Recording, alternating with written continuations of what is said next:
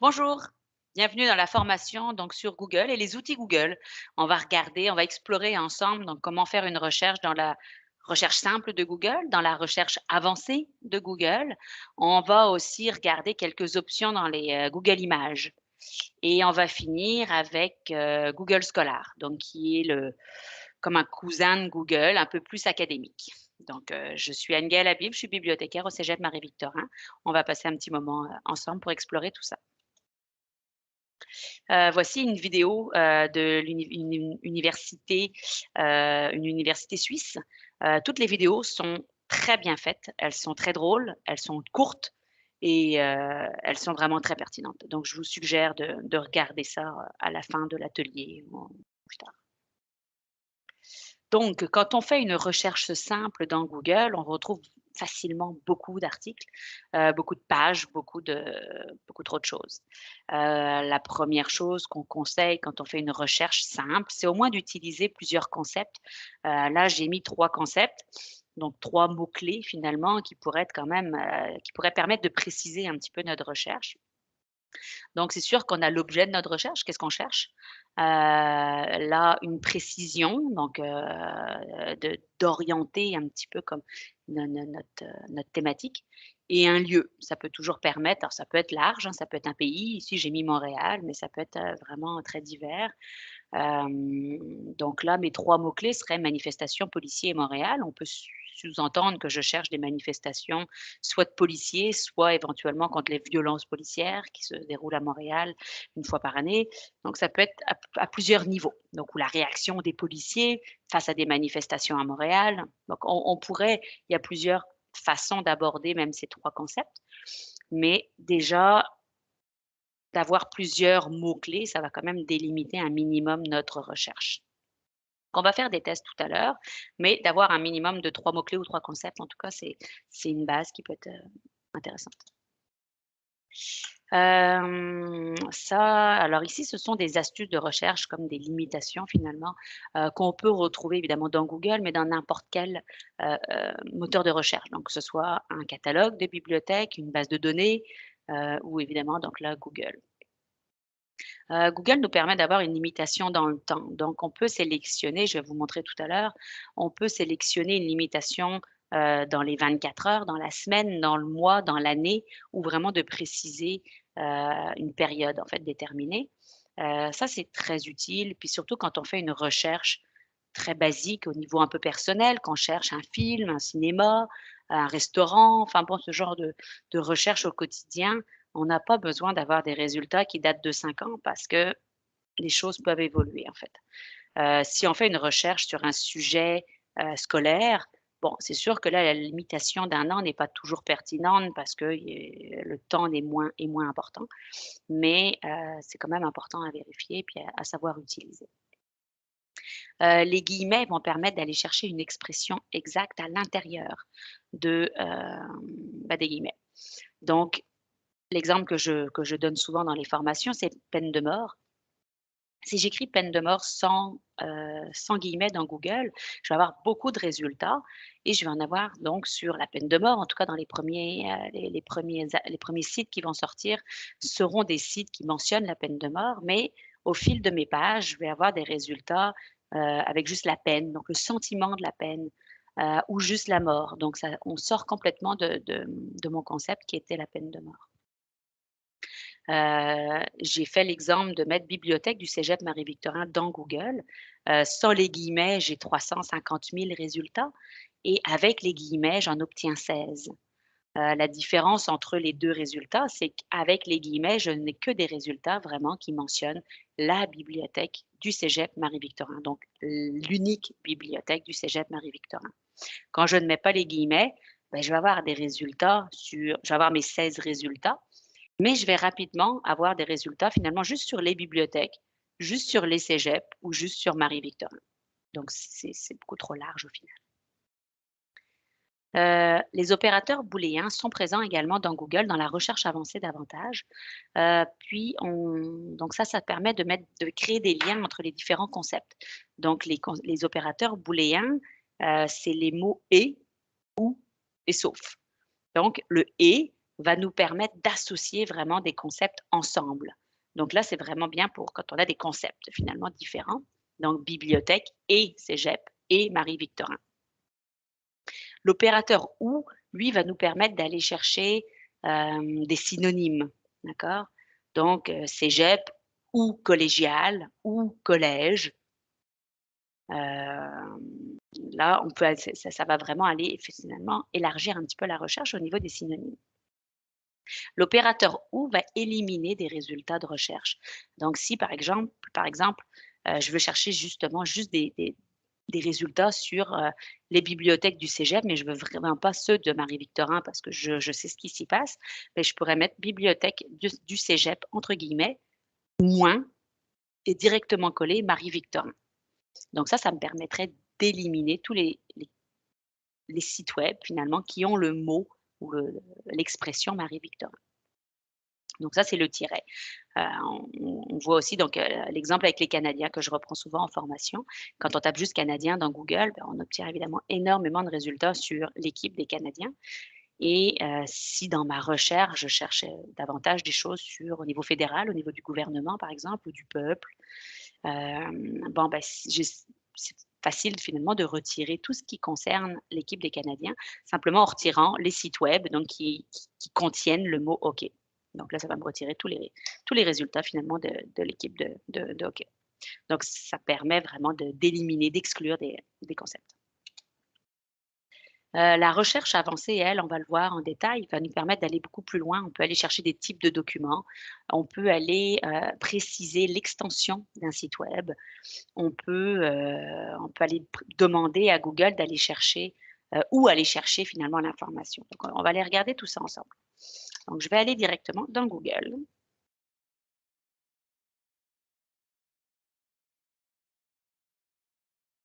Donc par défaut, bon voilà, je suis ici, je dois forcément, lancer ma première recherche.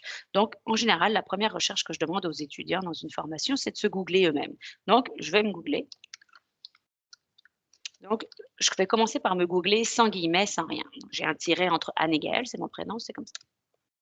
Mais c'est pas des guillemets. Donc on peut voir que si je fais ma première recherche avec mon nom et mon prénom donc, j'obtiens 2 millions de résultats. Heu Je sais bien que ça ne me concerne pas, les premiers résultats me concernent en effet, mais si je vais un peu plus bas, c'est plus moi déjà. OK? Il y a des Anne-Gaëlle Jourdain, ou il y a des juste Gaël Habib, ou il y a des Habib, Abouladi. Donc on n'est plus vraiment juste en fonction de moi finalement. Donc je vais demander à Google d'aller chercher uniquement l'expression exacte qui contient mon nom et mon prénom. Donc on avait 2 millions de résultats, on arrive à 49. C'est beaucoup plus, réaliste en ce qui me concerne et là, si je retourne tout en bas, bon, là, on voit pas mon nom, mais j'imagine qu'il est dedans et puis je travaille dans un cégep, donc il y a du sens.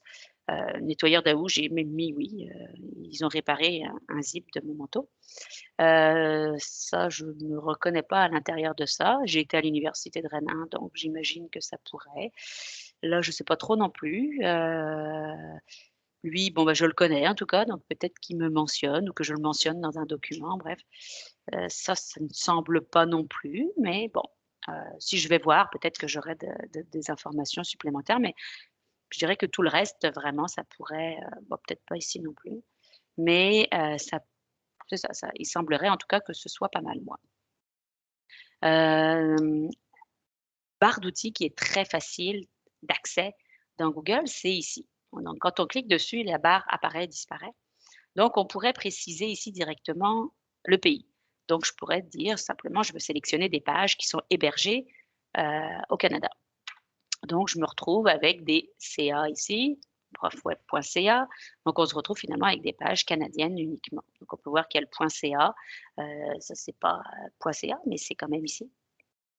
Donc .ca, on est vraiment dans du local, dans du national plutôt que dans du local. Et si je fais ici, donc je retiens maintenant 31 résultats.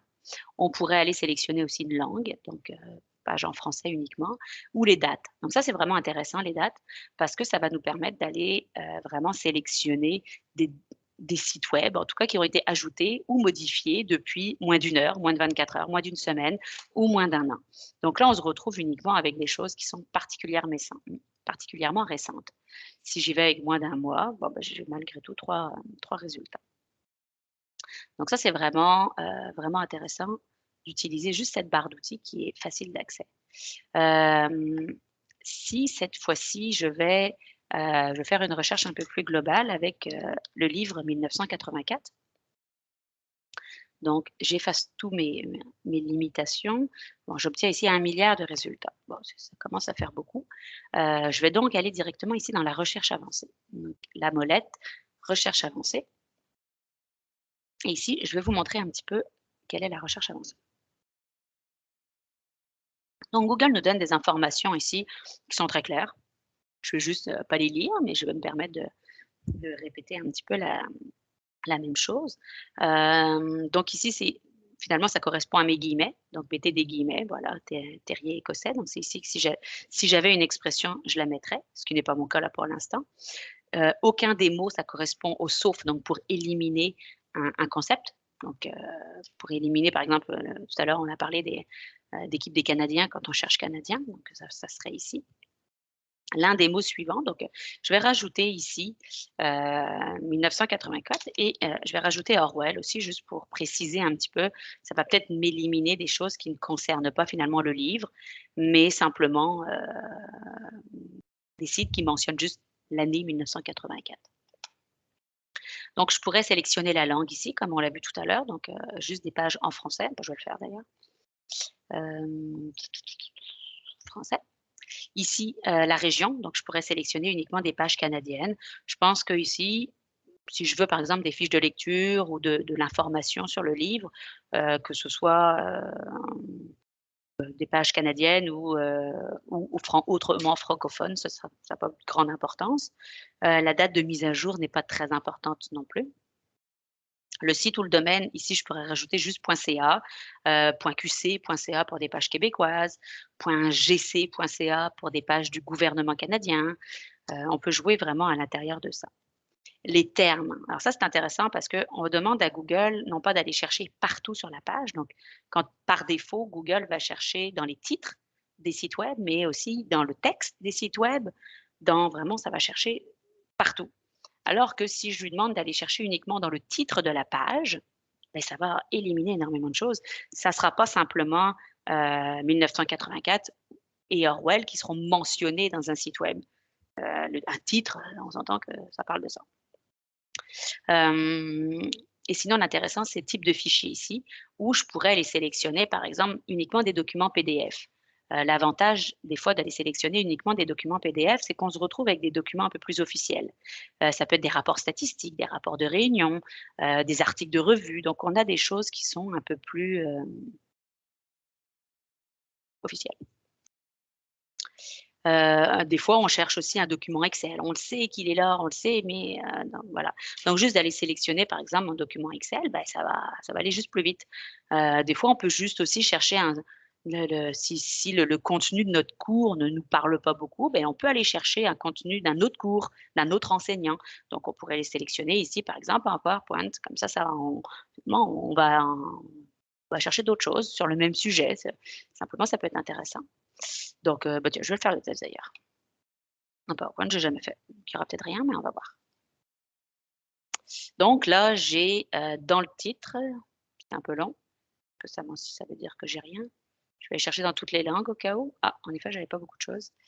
Ta ta ta ta ta. Bah, je vais enlever mon format, PowerPoint, hein.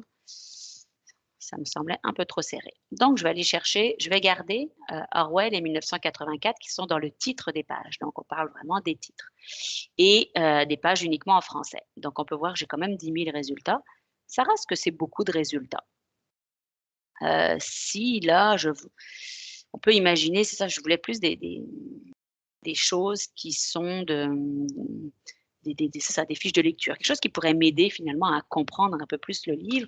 Là, à part bon, j'ai peut-être ici, oui, un article de journal, mais sinon on est pas mal dans des librairies là, donc c'est pas l'idéal. Je vais peut-être réorienter ma recherche Donc je vais enlever dans le titre de la page, ça va aller me chercher partout, mais je vais aller chercher en document PDF. Donc là, je pourrais peut-être dire que je suis un humain et voilà, je pense que ça a plus de sens en effet. J'ai des choses, des résultats qui sont plus académiques. Ici érudit, donc base de données, d'articles, donc j'ai des prédictions, donc là j'ai des notes de lecture, j'avais ici un résumé de fiches de lecture, donc là il y a vraiment des choses qui sont plus intéressantes. Puis si je regarde un petit peu les sites web, c'est ça, ça c'est l'académie de Poitiers, donc c'est comme, c'est, c'est une répartition géographique en France au niveau académique. Gistor, c'est une base de données. Donc on a quand même des choses, l'université d'Ottawa pour des éditions. On a des choses qui me paraissent, pédagogie aussi, assez intéressantes. Donc bon, il n'y a plus qu'à explorer évidemment, mais voilà. Donc on peut, même sur Google, on peut finalement, en sachant un peu qu'est-ce qu'on cherche comme information, aller limiter vraiment nos résultats. Donc là, page en français, document PDF, ça a été vraiment intéressant pour cette recherche-ci. Voilà.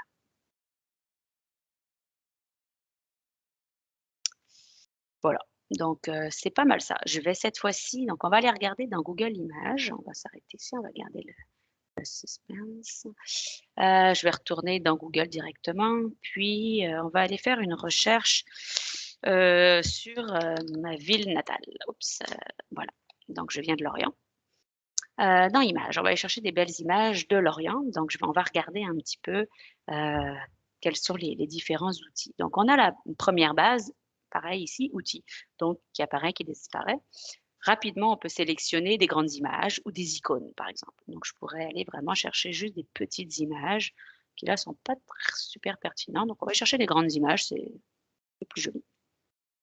En couleur, on pourrait sélectionner uniquement des pages vertes, des images vertes. C'est très soccer, mais ça reste que c'est vert, ou noir et blanc. Donc là, on peut imaginer des fois que ça peut être des plus vieilles photos, c'est pas toujours le cas, mais ça pourrait.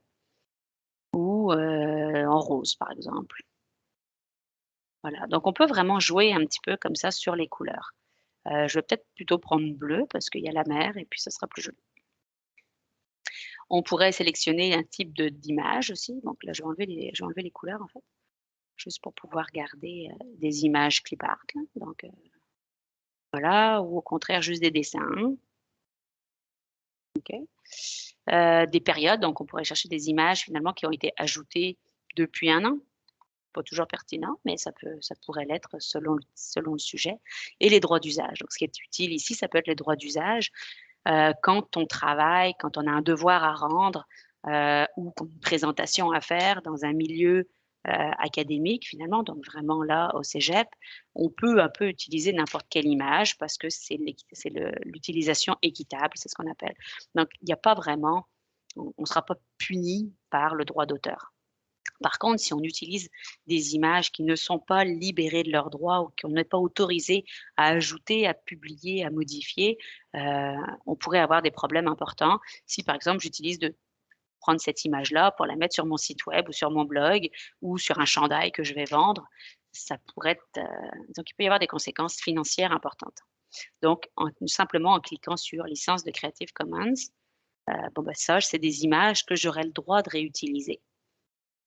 Donc si je reprends ici la tour de la découverte, donc cette image-là, j'aurai le droit de l'utiliser. Si je clique dessus, je vais avoir de l'information sur un petit peu qu'est-ce que je peux faire avec cette image-là. Donc c'est ici le copyright, d'accord? Donc on a vraiment, toute l'information. Donc là, c'est pas mal, je peux pas mal tout faire. C'est important de mentionner, l'auteur, le créateur de l'image, donc qui a un joli nom ici. Voilà. Donc ça, c'est certaines limitations qu'on a dans, Google Images, mais si vous allez dans la recherche avancée, c'est beaucoup plus poussé. Donc la taille de l'image, pour aller chercher des images qui sont supérieures à 10 mégapixels. Donc là, on a vraiment des images qui sont des grosses images. Je pourrais aller sélectionner également, uniquement des images, panoramiques ou des images carrées.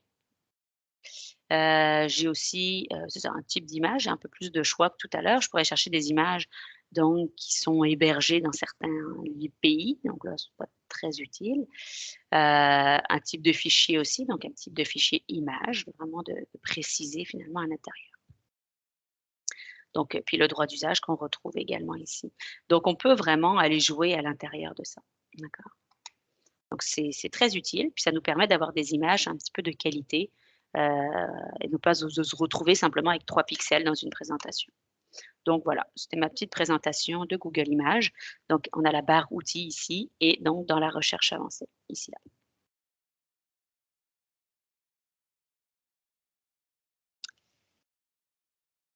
Google Scholar. Donc Google Scholar, comme son nom l'indique finalement, c'est un Google qu'on peut utiliser davantage dans le milieu de l'éducation.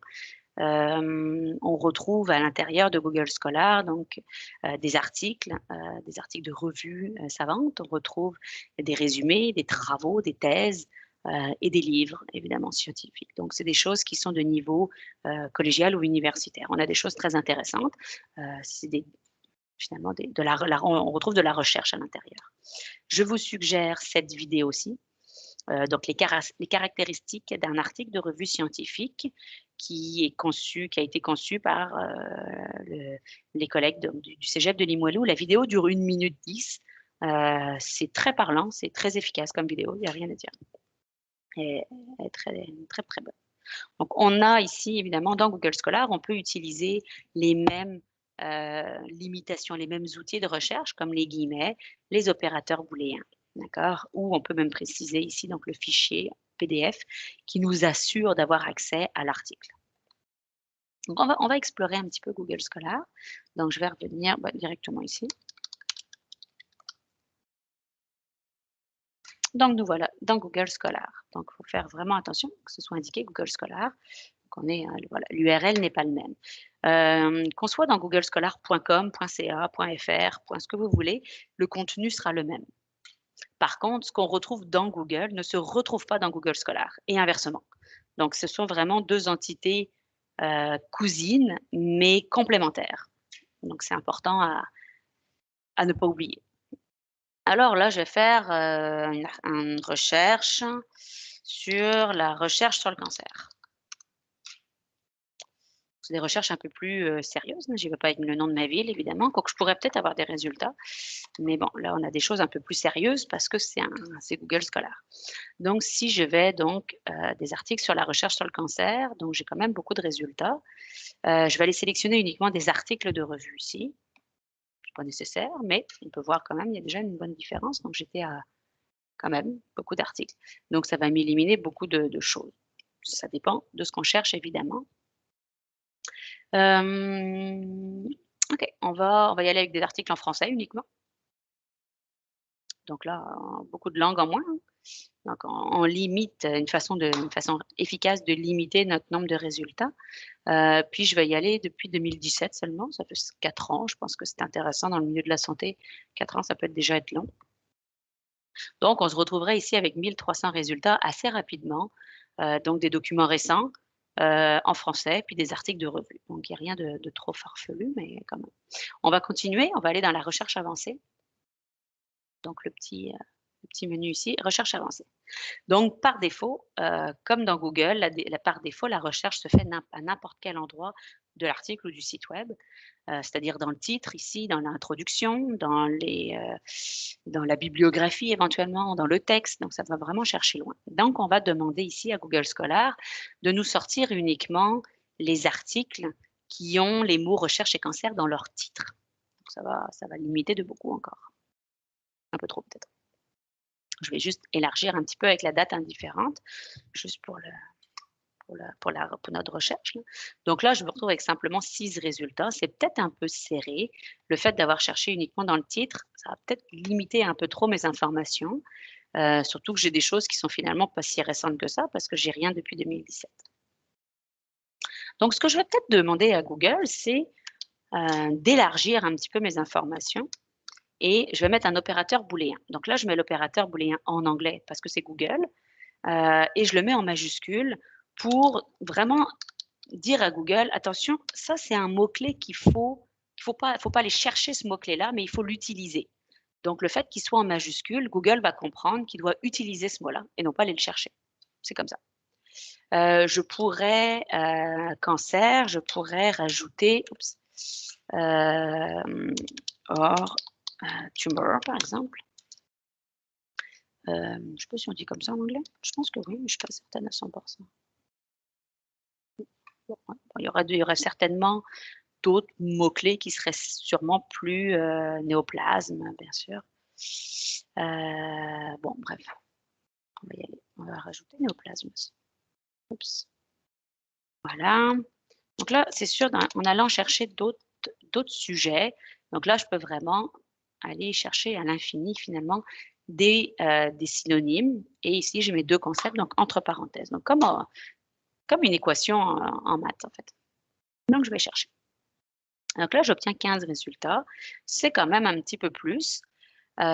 Et puis, je vais essayer ici de limiter en date. Bon, c'est toujours pas très efficace. Je vais alors plutôt je vais aller moins sévère un petit peu dans ma recherche. Je vais prendre des résultats depuis 2010. Donc voilà. Là, je pourrais avoir donc des résultats, pas beaucoup, mais ça m'en reste 3. C'est certain que si ici, je mets toutes les langues, par exemple, donc je me retrouve avec 3000 résultats. Donc on est beaucoup plus large. Je pourrais ici peut-être revenir en des choses beaucoup plus récentes, pourquoi pas 2021 même. Donc là, on a vraiment des choses très récentes. Si on n'est pas bon en anglais, on a toujours ici, une extension qu'on peut ajouter, Google Traduction. Donc, simplement voilà, tadam! Tout est en français. Donc, pas de la meilleure façon d'apprendre l'anglais, mais c'est une meilleure façon de lire rapidement en anglais. Donc voilà, c'est des petites choses. Un point important aussi, donc on peut créer une alerte. C'est-à-dire que si ce sujet-là est un sujet qui est important pour vous, en créant une alerte, vous allez recevoir un courriel dès qu'un nouvel article apparaît. Autre point important concernant Google Scholar, donc ici on a bien le titre de l'article. On a ici, en vert, on a les auteurs, on trouve une partie des auteurs parce qu'on a 3 petits points. On a ensuite à côté le nom de la revue avec l'année de publication et le lien vers la revue. Ici, donc moi je suis connectée à mon compte Google, donc si je clique sur enregistrer, il va s'enregistrer dans ma bibliothèque. Puis là, je pourrais, aller vraiment organiser ma bibliothèque, mais je ne le ferai pas là. On peut, avoir la référence bibliographique de cet article-là. Donc ici, je l'ai en format APA, j'ai plusieurs formats disponibles. J'ai pas tous les formats évidemment. J'ai pas le format traditionnel qu'on utilise ici, principalement au cégep, mais disons que j'ai quand même beaucoup d'informations, puis j'ai juste à la réutiliser. Le citer une fois ici, on a ici cité 10 fois. On va prendre cet exemple-là parce qu'il est mieux. Cet article-là a été cité 10 fois dans d'autres articles scientifiques. Donc, c'est ce qu'on appelle le facteur d'impact. Ça correspond plus ou moins à la valeur de l'article, en tout cas à la qualité de l'article. Un article scientifique, plus il est cité dans d'autres articles par d'autres chercheurs, plus finalement le chercheur va être reconnu dans le milieu. Puis de cette façon, il aura davantage de financement, donc davantage d'articles, et puis ainsi de suite. Donc c'est comme un cercle un petit peu, pas vicieux, parce que c'est un cercle positif, je dirais, pour lui, mais c'est ça. Donc ça équivaut plus ou moins à la valeur d'un article. Si on clique sur d'autres articles, on a d'autres articles sur le sujet, donc des articles similaires. Et les 3 versions, bon, ça nous permet d'avoir accès finalement à 3 articles qui sont, donc on peut voir dans des bases de données différentes. Celui-ci, a priori, il serait accessible en tout cas. Donc voilà. Donc voilà pas mal pour Google Scholar. Je pense qu'on a fait le tour, on va vérifier. Donc on pourrait faire, c'est ça, des recherches plus en français. Donc il faut savoir jouer un petit peu avec nos recherches. Comme on l'a vu avec la recherche pour le cancer, bon, des fois on va le chercher dans le titre. Finalement, on le retire du titre, on va rajouter des mots-clés. Donc il faut savoir jouer un petit peu à l'intérieur de ça. Donc, voilà, ma petite capsule sur les outils Google, Google Images et Google Scholar est terminée. N'hésitez pas à nous joindre si vous avez la moindre question. Nous sommes toujours présentes et présents pour vous répondre. Merci beaucoup.